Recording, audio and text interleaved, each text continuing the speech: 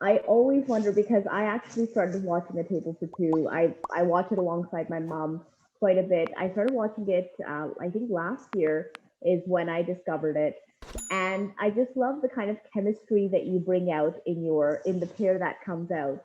But if you had a choice to appear on A Table for Two as a guest, who would you bring along and why? Who would I want to be with that with on the show? Yes, I think definitely I would love to be with Karan Johar, Karan Johar. Okay, why is that?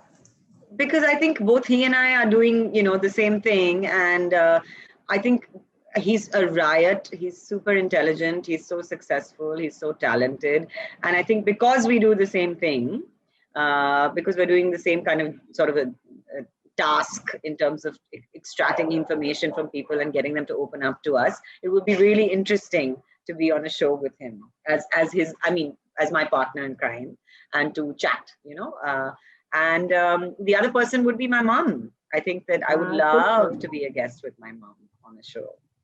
Yeah, She's absolutely fabulous. I just every single time I watch her on screen, I think she lights the screen up. So I think that's a fabulous choice. yeah.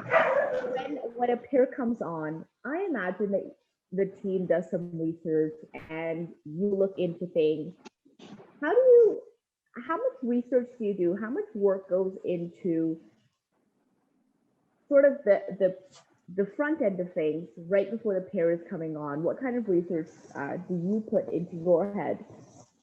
I think it's extremely important, the research part of it. And I think it's extremely important. We have a team. I have a wonderful team, who's a team of writers who do a lot of homework, who spend far more time than I do on this process. So that is the preparatory sort of work that, we all collate together and then sort of go over together. But I think even as an anchor, a host, or a conversationalist, or a person who's just trying to have a chat with someone and open them up, it's extremely important to have that bank of information in your Yeah. head, you know so that you can access it whenever you want. It should be at the tip of your fingers, so some idea of their body of work, some idea of their roots, where they come from, how they sort of landed up in this industry, some idea of their journey,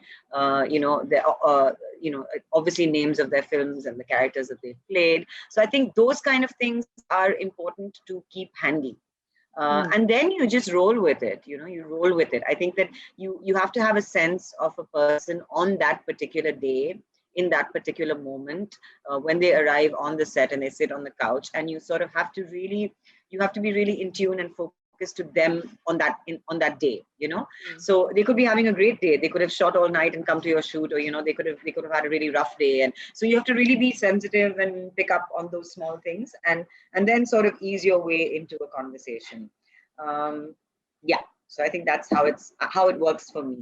I think Mm. everyone has their own way, but I think that's what's worked for me. And I think laughter and sort of a certain amount of interest, genuine interest in their life, in their day, in their morning, in their, in them, really makes them feel easy. And I think it makes it easier for the whole interview to go smoothly. So I think that's also something that has worked for me. Mm. You're absolutely right. I think a great conversationalist, one, I think, is a lot of active listening skills. I think you have Yes, to be listening and be in tune completely.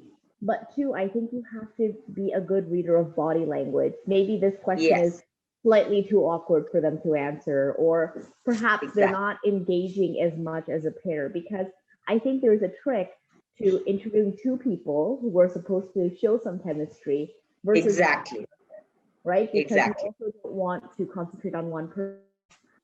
And obviously, a part of the show that works really well is the chemistry between the pair that Yes, you yes. are showcasing. How do you tap into that energy and keep up that momentum? I ask because, again, as I said, I think a pair is trickier than Yes, one person. So how do you yes. keep up that momentum and make sure that both of them are sort of getting their chance to shine Yeah, individually, but also together? that's a great question. That's a great question. And what you mentioned about body language and listening. is something that I feel the fact that I'm an actor and that I come from theater, 20 years of it, is something that those two qualities come so naturally, because that's what we have to do as an actor. You have to be so comfortable with your own body language, with your co-actor's body language, and you pick up cues from that constantly. And you have to be a great listener to be a great actor. So I think those two things have really helped me be a good host as well, hopefully. So that's definitely there. And as far as the pair, I think this is a really wonderful question, because yes, the pair of people that you bring on, to create that atmosphere between the three of you, is really important. So I think there's a lot of thought that goes into that to begin with.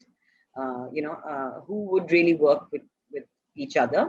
Often, we've had pairs that include, it could be partners, romantic partners, spouses, best friends, colleagues who have worked together for several years. Very often we've had people who are contemporaries, who are actually in the same space, and actually may never work together. So it really depends on the kind of thought that we put into that particular pair. Sometimes we go for something that is fresh, that hasn't been done before. And we want those sort of sparks to fly. We want those we want to sort of have those people come together maybe for the first time, and see how that goes. So I think the approach is different with every episode, depending on the pair. And when it's a couple or when it's people who've known each other very long, it's a different atmosphere altogether. There's an ease, there's a comfort, and then there is a sort of you'd lead the conversation in a way where that there are things that people already know about this couple, seen about this couple. So you try and avoid all that, and you try and look at the new stuff, right, and the deeper stuff and the different stuff. So I think that's the tactic when the pair is already known, or when they're romantically involved, or they're married, or they've already been on screen together as a pair. But the more interesting pairs to me are always the ones who don't know each other. Because I feel there's a lot of untapped territory. And yes, it depends very much on what happens when they sit on that couch. What is the energy between those two people on that particular morning?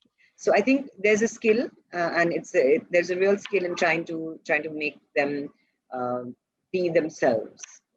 That is really I think what a chat show really should do is let the person be themselves, whatever that may be. And find a way to get inside in that way where they feel comfortable. And so I think it really entirely depends on the pair. And there is a lot of thought that goes into that. Often we even, we even sort of, we look at their work very closely. We look at their, now we have access to Instagram and their social media, and there's so much access to their lives. So we kind of do some homework on who are their friends, who are their contemporaries, who are people that maybe they'd like to work with or they already have worked with. So there's a lot of thought that goes into that pairing, so that we make sure that we get interesting content, meaningful content, fun content, and also keep it fresh. Yes. I think that's something that, again, maybe with the first season, there was a lot of pairings that were predictable or expected, and yet people had never seen their personal, lives in that way. But in the second season, we've really gone against the grain in terms of the pairings also. We've tried to keep those really, really fresh and interesting.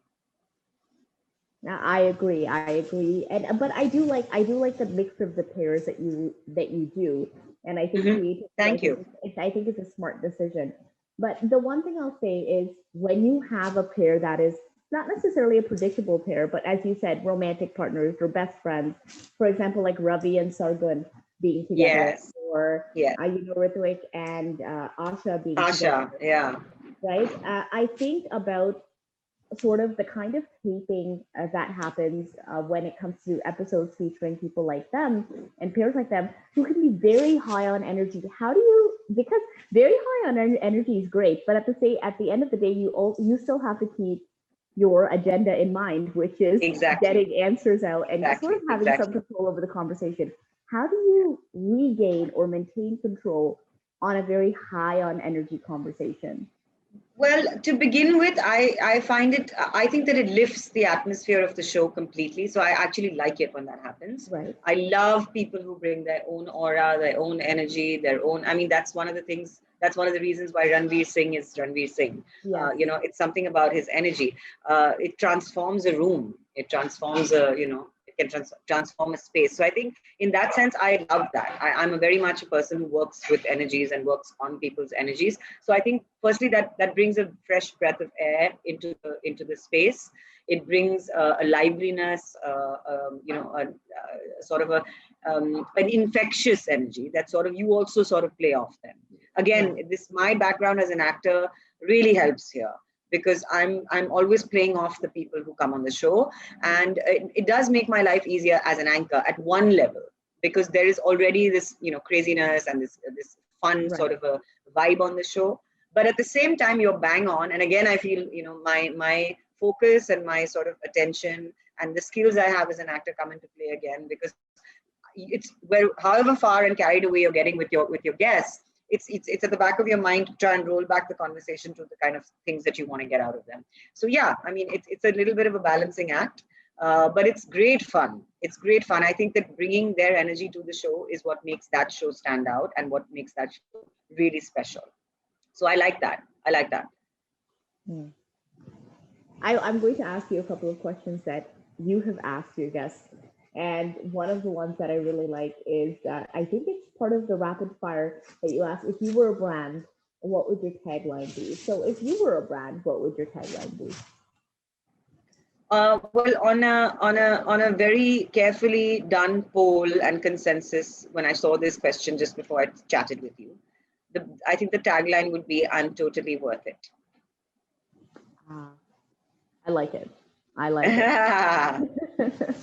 And what about your autobiography? If one was, or if you were to write one or a memoir, what would the title of it be and why? This one was the one I came up with spontaneously. It would be, if I mean, I would never do it. I don't know if I'd ever write an autobiography, because I believe we're all works in progress, and you know what Priyanka said. It's all unfinished business, Unfinished. you know. But if I did, it would probably be something like, "What do I know?"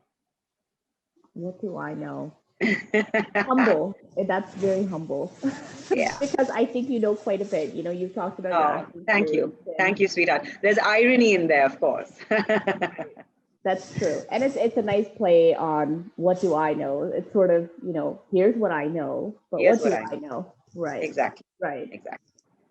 And sort of to cap off, Z5 has had a slate of fantastic sort of things that they are putting together. They're putting out fictional shows, they're putting out short films, they're putting out web series, a table for two as well.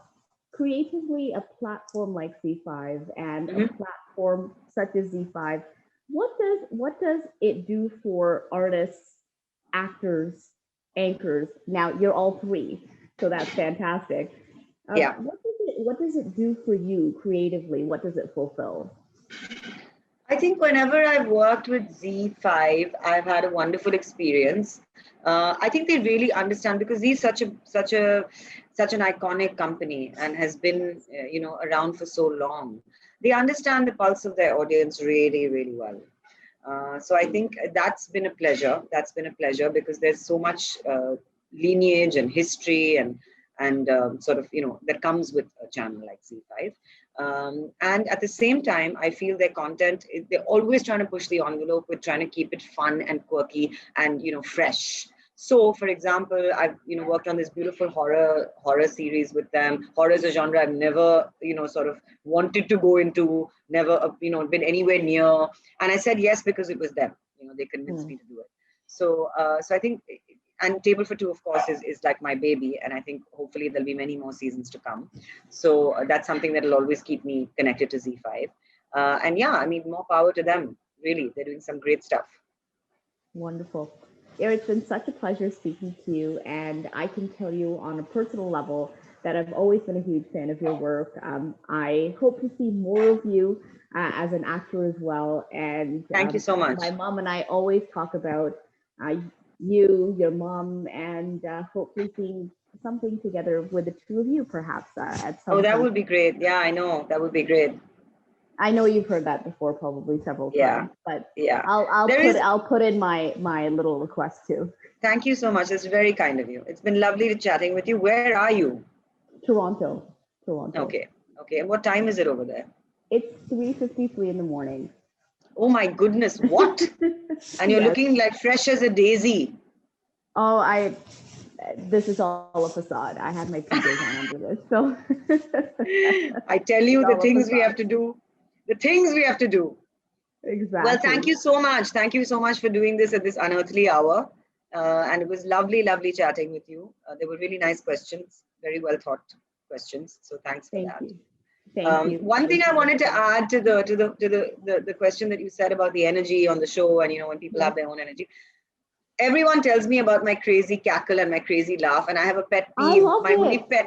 My pet peeve with Z is only that they only want to show me laughing like a mad woman all the time. So I think the laugh helps. The laugh helps.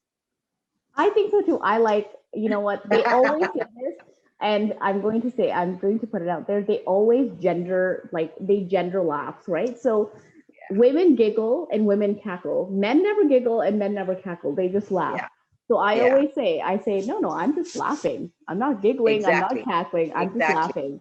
And exactly. I love big laughs that I can just feel from the gut. So keep laughing. Keep laughing because I